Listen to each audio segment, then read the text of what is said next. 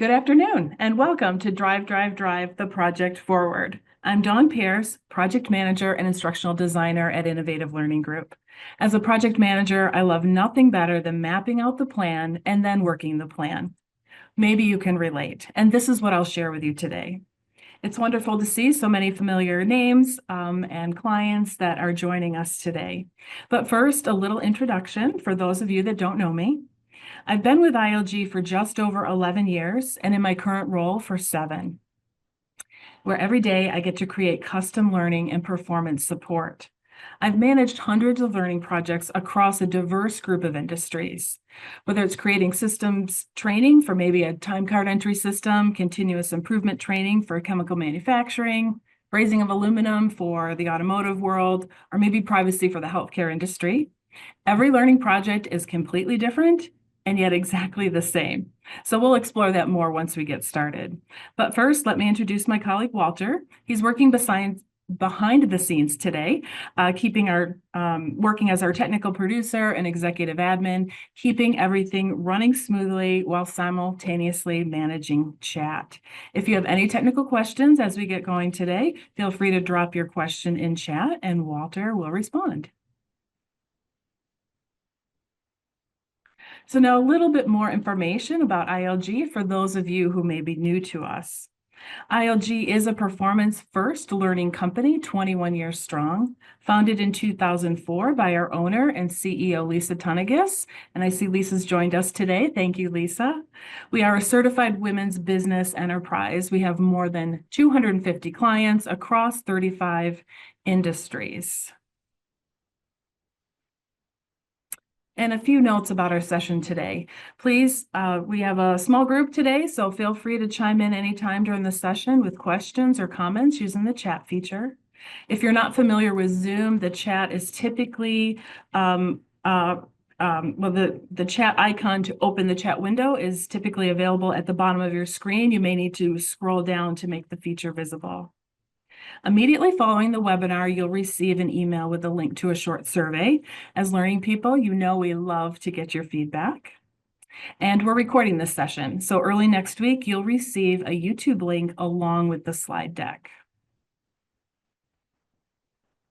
Now, the focus of today is targeted to project managers. However, I know some of you here today may not be a project manager driving the project, but maybe have a role supporting the project. So don't worry, there's something here for all of you, no matter what role you play.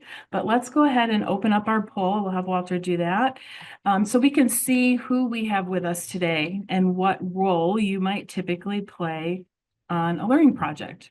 Project manager, instructional designer, programmer or media developer, perhaps, graphic designer, multiple roles, or maybe something completely different altogether. Feel free to drop that into chat, what it might be. All right, so it looks like we've got a lot of PMs and instructional designers on our call today.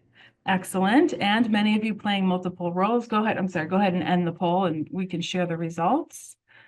So yes, we have majority, or looks like an even split maybe between project managers, instructional designers, and then playing multiple roles, which I find to be very common. All right, we can stop sharing that and we'll go on to our next slide. All right, so let's take a look at 2 projects. So from the looks of the team member, Project A looks like it has some challenges. Maybe the link to the business results not clear, no timeline, undefined roles, understaffed, undefined deliverables, insufficient budget. And Project B, on the other hand, appears to have a happier team with a strong business case, a strong champion, realistic timeline, professional project manager, well-defined team and roles, clear outcomes and deliverables. So which project would you rather be on? B, of course. But how many of you can relate to Project A? I think we've all been there, although hopefully not quite as challenging as what we see listed here in Project A. I like to call those the messy ones. Let's jump to 2 more quick polls here. So I'm curious to know what project challenges that you might find the most difficult to navigate. So we can go ahead and share that poll. So similar to what we just saw in our Project A and B list, the biggest challenge you or the most difficult to navigate? Okay, it looks like we have no timeline and undefined deliverables or an unclear timeline. Excellent. Go ahead and share that. Are we sharing that poll? We got a couple more answers coming in. Hang on. All right, so a good mix actually across what people have found very difficult to navigate. Go ahead and share the results. Yep, so we have kind of, across all of these different things where there's no timeline, undefined roles, understaffed, deliverables, these are definitely challenges.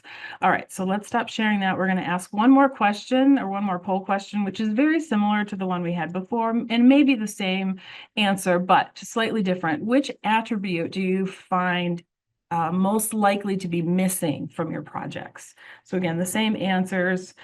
Maybe it's not a huge challenge to navigate, but it's typically missing. Strong champion. Yep, I've seen that a lot myself.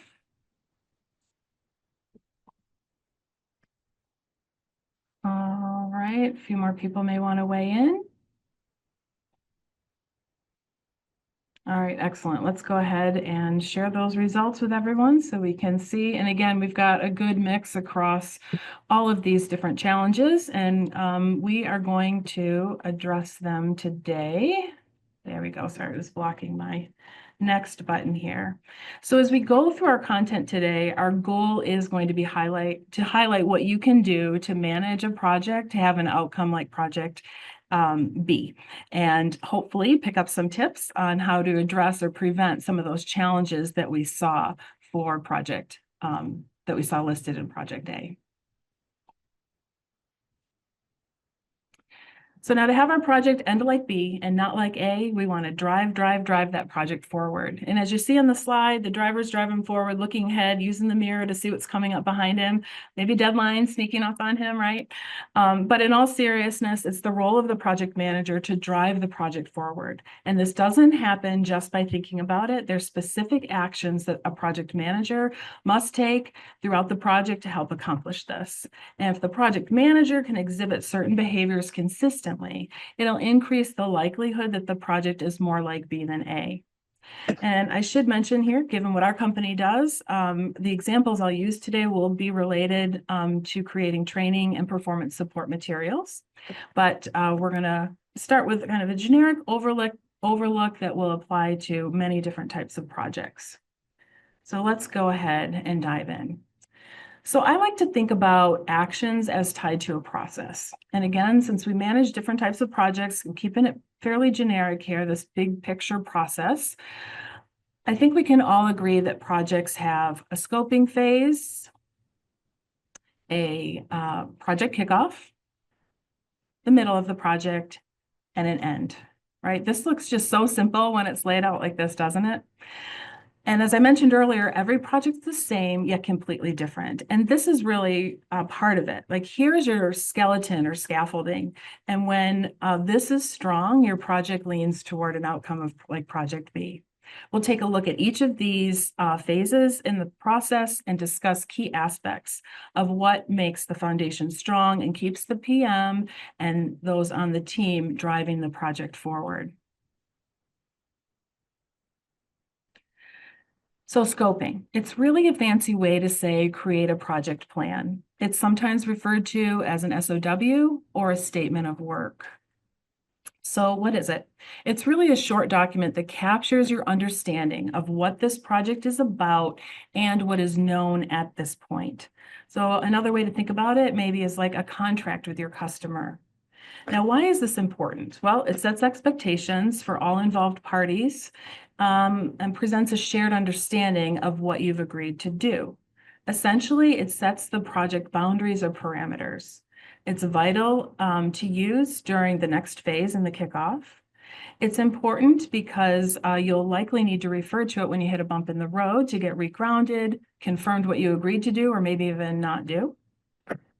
Now, how do we organize all of this information?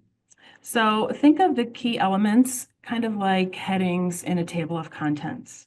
You have a project purpose, basically what you're doing, the background, like how did we get here? Why are we doing what we're doing? What is going to be our evidence of success? Like something that's measurable.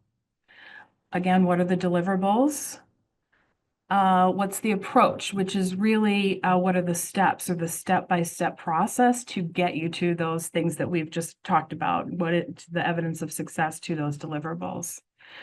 The schedule, who needs to do what and when, the team of people. Do you need an instructional designer, a graphic designer, an editor, a programmer, an animator, an analyst? Like, who do you need to bring together on the team, including maybe subject matter experts, user groups?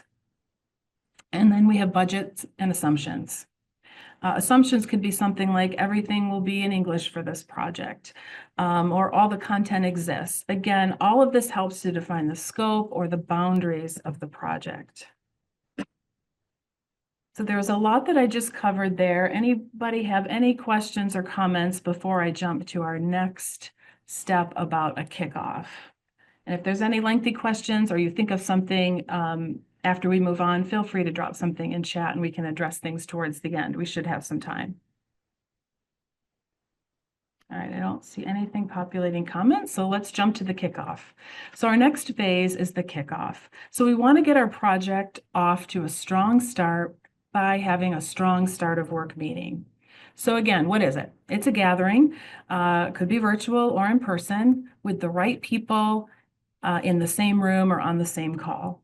And the right people can vary by project. So in addition to the project manager, like I mentioned, some of the team members on the previous slide, it might include a stakeholder, SMEs, the team that's doing the work, like the instructional designer, graphic designer, programmer, users, etc. We usually find it takes about 1 to 2 hours to cover all the key elements. And sometimes there's time to begin taking first steps or review the content during this meeting. So why is a strong kickoff important? It will level the playing field. You have to remember, this might be the first time that everybody is in the room.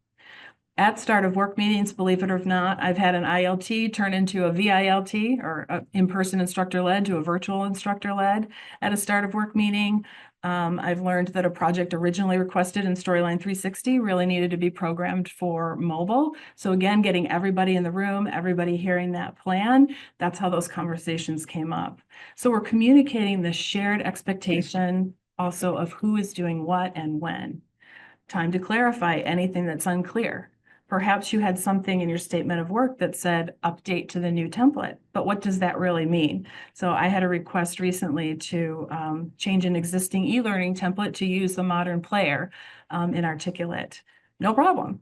But the request was really to recreate the template in a new ratio and use the modern template. So again, as we specifically went through all those details at a start of work, that very important information came out.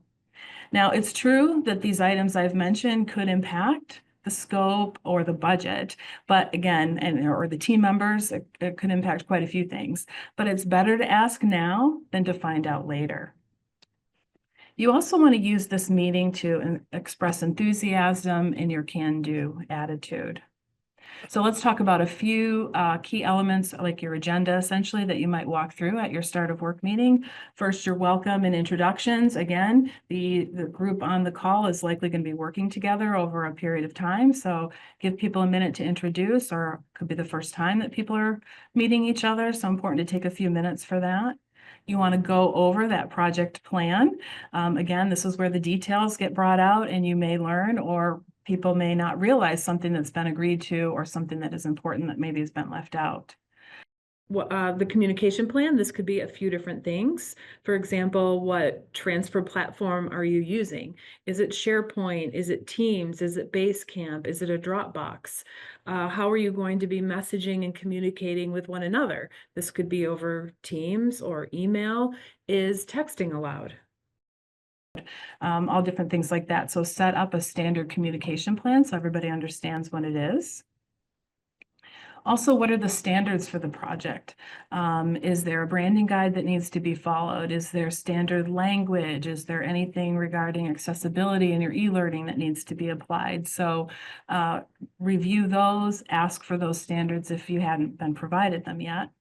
And then capture what the next steps are when you leave the meeting, and take time to schedule those if you can. So perhaps the next step might be meet with a subject matter expert to clarify content and information. Try to get that scheduled even before the start of work meeting ends. So any questions about our start of work or kickoff before we move on? All right, well, let's jump to our next phase, which this is the phase that takes a little bit of time usually. So we're in the middle. Our project is scoped and kicked off, and now we find ourselves in the middle. So this is where we're getting the work done. Sometimes it takes a while. So having those clear process steps with corresponding actions can keep us on track to help drive that project forward. So anyone here familiar with road trips? Well, I very much am. And if you've ever gone on a long road trip, you know you have maybe an 8-hour drive ahead of you, let's say. What do? You plan ahead. And I found when you have a plan, the drive is much smoother, even when you run into the inevitable road construction, traffic jam, or maybe car trouble. So this is true for our project as well. So one of the first important steps once your project journey starts is demonstrating a sense of urgency. So on a road trip, this might be, if we want to be there before dinner, this stop shouldn't be more than 20 minutes. For our project, the sense of urgency might look like not procrastinating, not putting off until tomorrow what can happen today. And as the project manager, as I mentioned, you set the pace. So you want to set the example of following up and following through when you say you will and without delay. Your team will mirror your behavior and pace. So another tip here, I find it's often better to take some action, even if it's not all the way fleshed out, rather than waiting until you have the perfect next step crafted. A recent project used the phrase, a recent project that I was on, used the phrase, don't let perfect be the enemy of good. I think that's a really great reference. And you can frame it as, hey, I'm thinking this through, but I wanted to give you a heads up. So in other words, take some action, even if you might not have the detail, give your team members a good heads up. So another important part during the middle and driving our project is driving the schedule.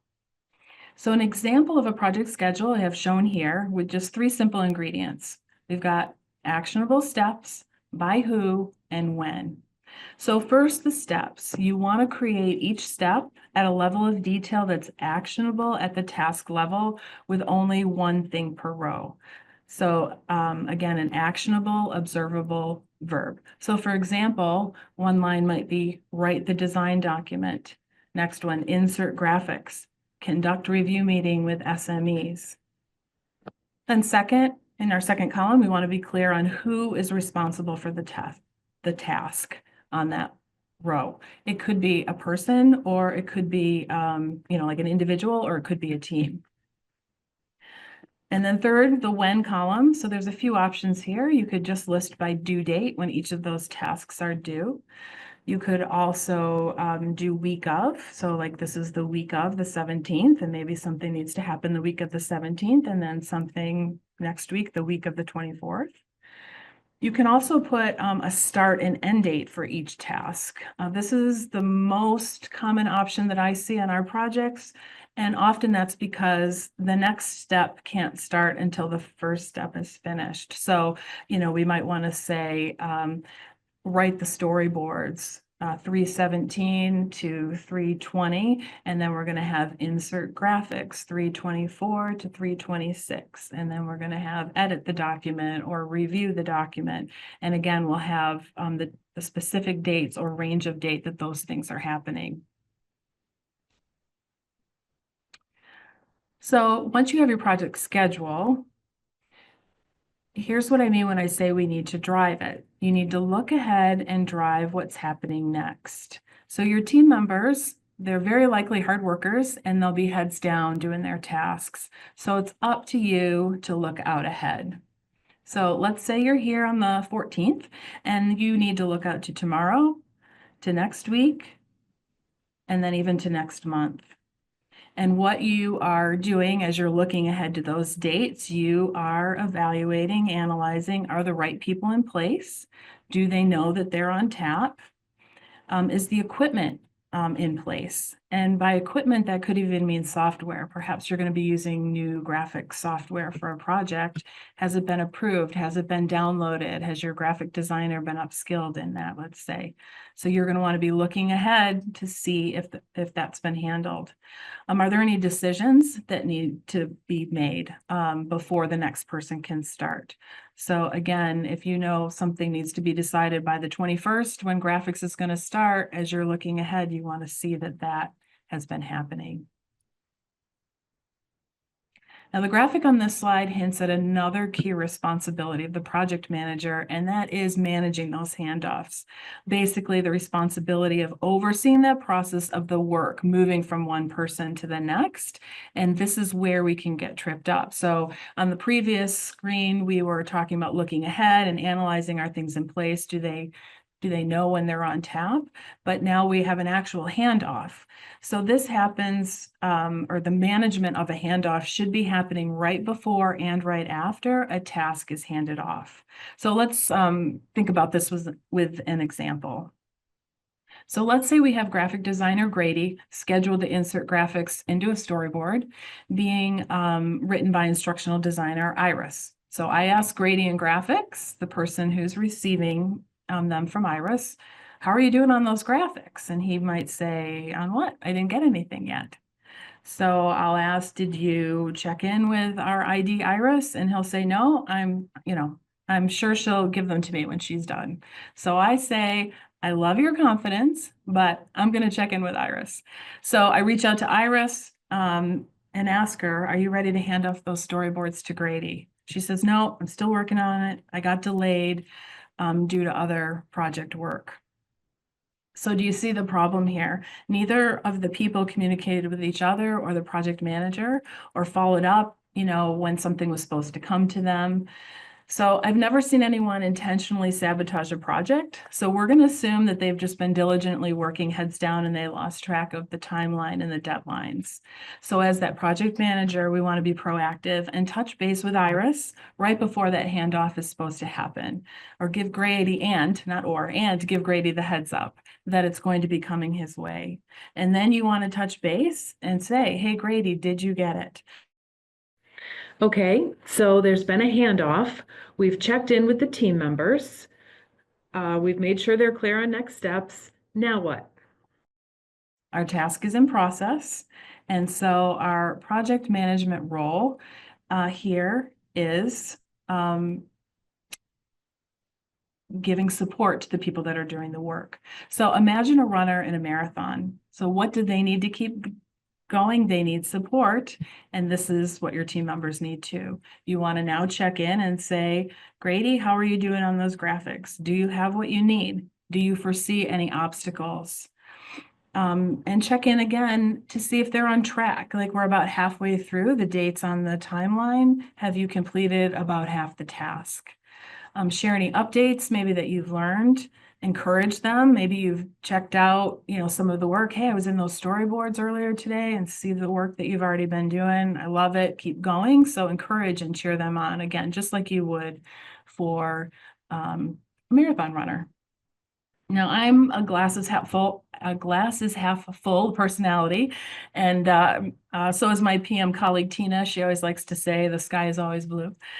So this means if you're on my team or Tina's, we're likely assuming everything is okay. However, we've learned we can't just make the mistake of assuming that everything is going great and not check in.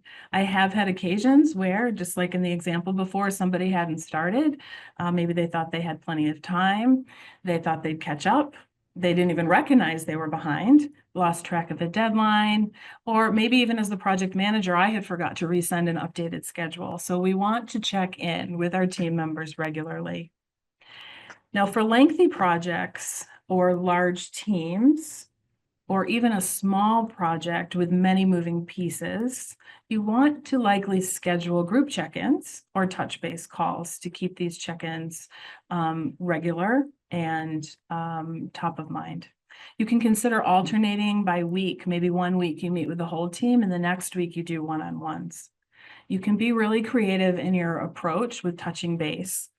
I've found success in several different ways doing this. One is to, first of all, if you are having a group meeting, record it. That way anybody who could not attend, it can be available for them to watch later. I've often considered and did try this on a couple projects. Will a short recorded video call with updates be better than trying to schedule everyone? So I've done that. Sometimes I just have 2 or 3 updates. I'll just go onto a meeting platform, share the updates, 5 or 6 minutes recorded, and then post it for the team and say, hey, this is available, your updates. I've had some really great feedback on that. Sometimes it might be good to schedule meetings by role. Like I really just need the instructional designers for this meeting, or I just need the programmers. Another thing that I have found successful is setting up office hours, something like similar to how parent-teacher conferences might be structured, where I've blocked a 3-hour block of time with 15 minutes assigned to different individuals. And this can work out great where maybe I am, on Zoom or Teams from 9 a.m. to noon. People have those 15-minute time blocks to just pop in and ask questions. It's great because maybe I've only met with the IDs as a group, but there's an ID who has a specific question about their piece, and they can feel like they're getting the time they need to ask those questions. Sometimes people won't need to show up, and that works great for me. So I don't have I haven't lost a full 3 hours, let's say. I can continue doing work on the side, and when somebody pops in on the call, we address what we need to. Again, I've had really great feedback using that approach on some projects. So far in the middle, we've covered the schedule, looking ahead and managing handoffs, keeping up the momentum while the team is head down, doing check-ins. Driving the budget is another key aspect of the middle. Now, as part of the project plan, you likely created, or maybe you were provided, a project budget that includes the items that you're responsible for tracking. Now, I did notice on our polls, budget wasn't, I think there was, a budget might have been a difficult piece to manage, but the budget was not a high response. So some of you may not be involved in the actual dollars, but I would encourage you, even if you're not responsible for managing actual dollars, somebody is, right? And you'll want to be sure that everyone is managing their time and resources well. So I'm going to take a few minutes to go over a couple important pieces about the budget. So on the screen, we see a small section here of a project quote template. There's room at the top for big picture project details, and then rows with very detailed tasks, typically much more detailed than what you're going to see in the project timeline steps. And then we have columns that indicated who or what role is completing that step. Again, I don't want to lose you if you're not a numbers person or responsible for the project dollars, but I do want to make the case here that this type of detail also feeds into your timeline. So let me explain. If you look on, it's a little tiny there, I know, but on row 19, we see arrange contracting. So let's imagine that you or a member of your team is responsible for arranging contracts. And you have typically found for this type of project, let's say, it takes about 30 minutes for a person to complete the contracting process. So for this project, we're going to assume you have 20 people that need contracts. So this means the task on line 19 is estimated to take 10 hours, right? 20 people, half an hour each, that's 10 hours. So when you create the schedule, you'll need to take into account that this task cannot be completed in just one day, and maybe not even in 2 days if the person completing the task has multiple responsibilities. So along with determining the cost for the task of creating contracts, right, which would be X dollars for the role times the number of hours spent, it also feeds into the time needed for the schedule. A few other thoughts when driving the budget. Again, maybe you're not responsible for it specifically, but these could be things that you have to manage happening in the background. That could be related to travel costs or booking the travel, responsible for any copying or binding costs or tasks. Maybe if you're doing an instructor-led training, maybe you're responsible for facility costs or reserving room where the meeting or training is going to be held. Is there any software that needs to be purchased? Is professional audio or video services part of your project? All of these are going to feed into your budget and into your timeline. So one more slide again on our budget. Now you've created it or have been given one. Wonderful. So now what do you do, right? We need to analyze it. So again, don't let me lose you. By analyzing, what we basically mean is compare your ideal state or situation like we just reviewed on the slide before, 10 hours for those contracts, to what the actual or current state is. So again, even if you're not tracking actual dollars, you still need to be sure that the work's being completed on time and meeting expectations, and the budget helps to do this. So again, back at the beginning, you likely gave your team members or they were given directions about how to track their time, and now you want to review it and look to see how the time is being spent. That's what we mean by analyzing it. So for example, let's think about a programming task that maybe was supposed to take 20 hours. The programmer has 5 days to complete the task, and so you'll want to check in with them after maybe 2 or 3 days to confirm that they are approximately halfway through. Or if you know a graphics task was scheduled to take 4 hours and you look to see and they've recorded 8 hours, you can see there's a disconnect somewhere. So here's the point. Generally, if the budget is off, it's an indicator that something else is going on. So the team, maybe the team is not clear on what they're supposed to be doing. Perhaps they're even doing the wrong thing. Maybe the project has gone out of scope. In other words, we're not doing what was defined in the project plan or discussed during the kickoff meeting. An example of this might be you need to create a 10-minute e-learning, and so you're expecting to see about 10 to 15 storyboards, but when you check in with the instructional designer, they have 20 to 25 storyboards. This is going to lead to a conversation most likely with your stakeholder. We have this much content. It's going to be more than the 10 or 15 minutes that you wanted. And 10 to 15 minutes isn't anything to sneeze at, right? Because 5 minutes longer, that's 50% more, right? So 50% more writing time, programming time, all of those different things. And that doesn't even count maybe we don't have that much time for a learner to be in the seat for those minutes. So again, a conversation, what's important, what's needed, how can we get back on scope, into scope, or do we need to expand the scope and the dollars of our project? Any question? All right, I see we have a question. So how do you know how long specific tasks take? So that's a great question. We do have a reference that we've created over our years of experience that, it typically takes an instructional designer 1 hour per storyboard, let's say, or a graphic designer 15 minutes or 25 minutes per storyboard, depending on the level of graphics.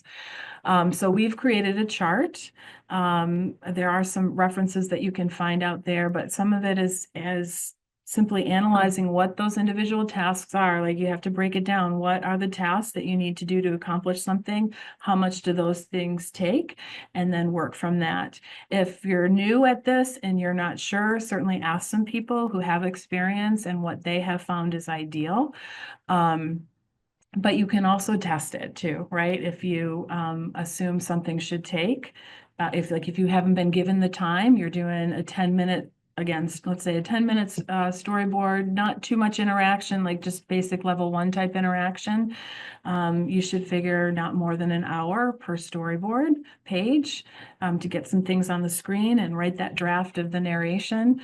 And if it's taking you a lot longer than that, then you may want to pause. Is it skill? Is it understanding what to do? Is there really, too much content going on each slide?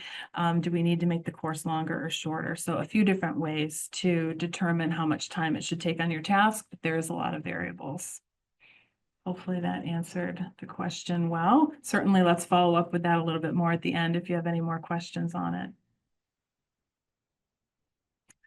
Now, checking in with your stakeholders. So, and what I just talked about, perhaps, like I said, you've got some storyboards intended for a short course, and you're finding you have double the length of content. And so this is a lot of times where you have to bring in a stakeholder and you have to ask those questions. Should we be taking out content to make sure this stays at 10 minutes? Or do we need to look at increasing the budget or the timeline to be able to include all of this? And do our learners have that much time available to them? So throughout the project, check in with your stakeholder. Besides though, and not just when there's a problem, right? Let's not wait till there's a problem to check with them. So regularly scheduled check-ins are ideal. You want to ask them if there's anything new that the PM should be aware of. It's amazing what you can find out just by asking. Sometimes there's things happening on their side that they don't even realize might impact what it is that you're working on or your portion of the project. You want to alert a stakeholder to any upcoming obstacles, and they may, again, be able to alert you to something. You may need to ask for something specific that you need. Again, it could be more resources, it could be more budget, but again, those regular conversations, keeping people up to date is very important. It can also be an opportunity to show and review examples or any key documents, and ensure that your quality is aligning with expectations. Again, I feel like meetings like this can be creative, like find out what it is that your stakeholder really needs you to do and try to follow through with that approach. Some people are great with bullets, like a bulleted list once a week. Some people want, something tracking the whole story. Some want a meeting, and maybe even just a 10 or 15-minute meeting. So find out what it is that they need and work towards doing that for them. I did have a stakeholder once where when we were showing examples, they said, wait, we're not using that logo anymore. So they caught an incorrect logo, and that was very important because there were many deliverables in that particular project where that logo appeared. So, and it just had not crossed their mind that it was being used in our training materials. All right, so when problems arise. So I don't know about you, but I haven't managed too many projects without a few hiccups along the way.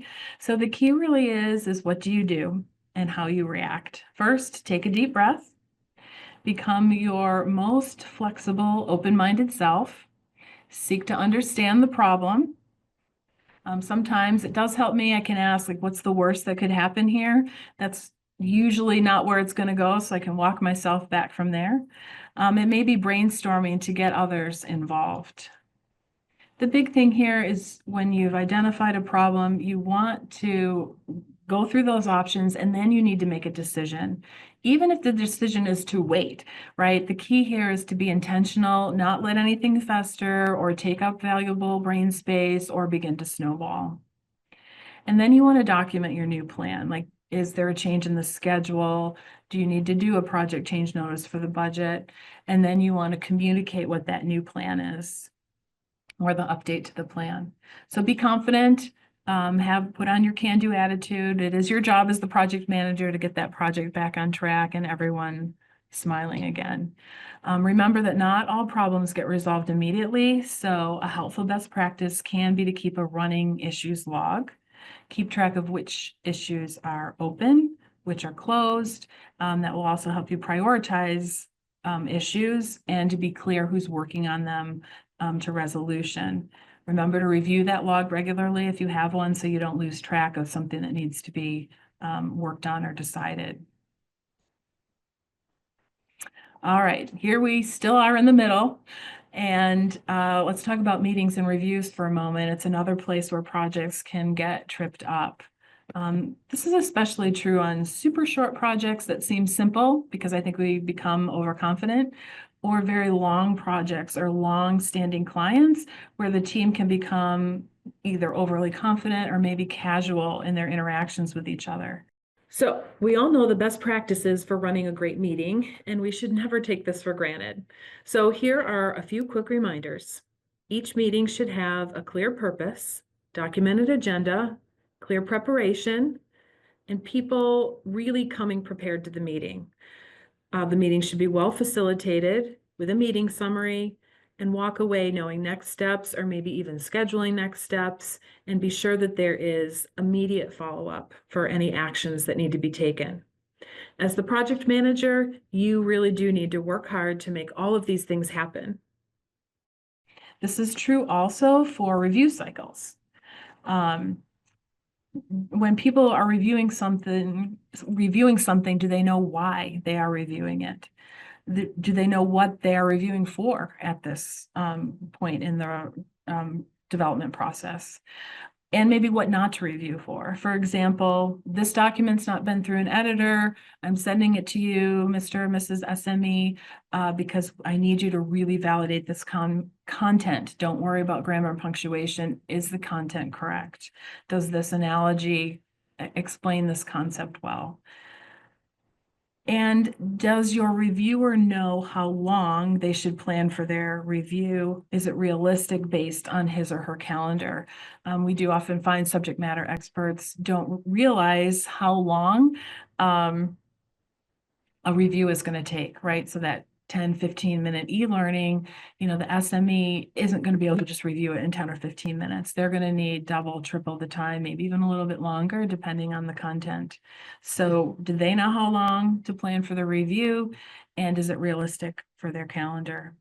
And then what are the consequences, not in the sense of punishment, but more what is the impact if they don't review it in the time frame that is allotted to them? Does it impact next steps in some way, even to the point of, delaying that final deliverable? All right, we've made it to the end of our project and we want to celebrate. Couple important things still to do here. We get to the end, again, especially when it's maybe been a long project, we want to, close the books and turn the light off, so to speak, and go home, so to speak. But there's still some really important steps to drive and complete closure, to make sure that your organization has reaped all the benefits of the efforts expended on the project. We're going to talk about 2 important activities and the tools that support them.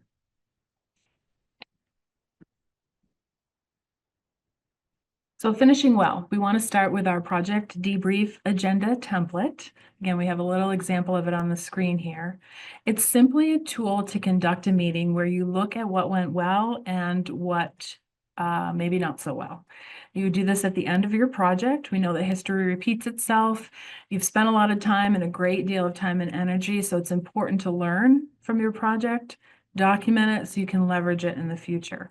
And I think it's really important to point out here that don't just do a project debrief for the rough projects, right? It's very easy when there's been some challenges in a project to just be like, oh my goodness, we got to take time and debrief what happened here, which is important and you need to do that. But your projects that went really well, I think in some ways those are even more important to have that project debrief and capture, what made this project shine? What were the best practices that you did or your client did that made this project work so well, and you are ending on this high note. So don't shy away from a project debrief because you had a successful project. Again, maybe even a bigger case to have one in those cases. And then we have our project close checklist. This is just simply a checklist with project close tasks that you might need to do to wrap it up. You have a project debrief, it should be on that checklist. The things on there may be logistical and maybe even some of them more psychological, so you can say goodbye to this project and begin to focus on your next one. Again, you'll want to do this at the end of the project. It helps you to not leave any loose ends and sets you to be up in good shape to maintain the project, transfer ownership if you need to someone else, make revisions down the road, or maybe even leverage for another project.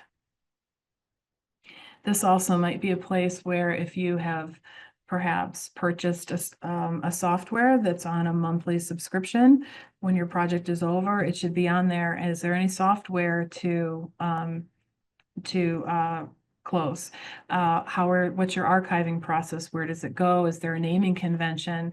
Did you delete old files so they're not taking up space on your hard drive or on your company's server? All those types of things. What is it that you want to make sure that you do to close out the project?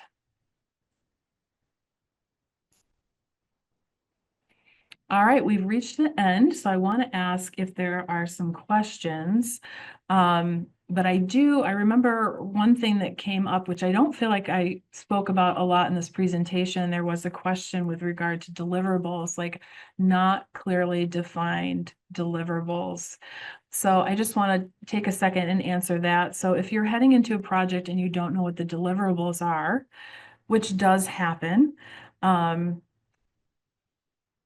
perhaps that's even part of the project, is to determine what needs to be done. Like, there's a training gap, but you're not sure what the best thing is to fill that gap.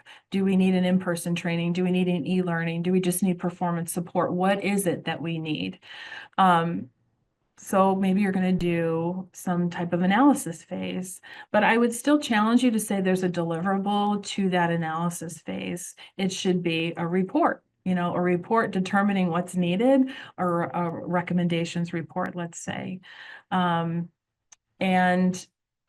way, you should be able to put a box around some tasks that people are doing that will show that you have some success. Like, evidence of success in that case is I've got a list of what type of training we do need to develop. Then you go to deliver that training. So again, there's obviously more steps involved with all of that, but moving forward in a project that doesn't have deliverables can be very frustrating, but I would challenge you to do a design phase to determine what it is that's needed, so you can begin to put that box around it and move forward to completion.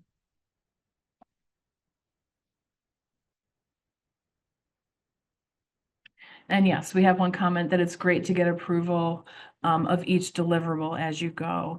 And, budget can play into this again. Maybe somebody says we need a training, but a question might also be, what's the budget? You might not be able to create an ILT for the budget that's available. So sometimes there are parameters that will, help guide you into what it is that you have available to you to do. But still, again, you want to be driving to a specific task and goal. All right, we've got another question in here. Do we use project management software? And can you describe the most complicated project that you've had to manage? There isn't any specific project management software that I recommend or that we typically take advantage of outside of some of the Microsoft Office type tools. We have found that these very structured processes, as we go through them, driving the schedule, driving the budget, it works very effectively. As far as the most complicated project that I've had to manage, I think probably a large team where we had probably close to 2,000 deliverable assets that were to be available for online training. And so that was challenging, managing all of the assets and probably close to 20 instructional designers. That was the project where I did find having those office hours were helpful, and really took advantage of each of the things really that I went through here. Double checking the budget regularly, checking in with the stakeholder regularly, going over, asking questions, anything that could change the project, especially again, when you have a project that lasts over a year. That's also the one that had a logo change, which again, not surprising. When a project lasts that long, there could be changes or things in marketing that impact your project. So that was challenging in managing the number of team members. A large team on the client side, and so the stakeholder and their team, and managing the budget. So hopefully that helps. But again, in a lot of this presentation, I think some inputs to this presentation came out of that project.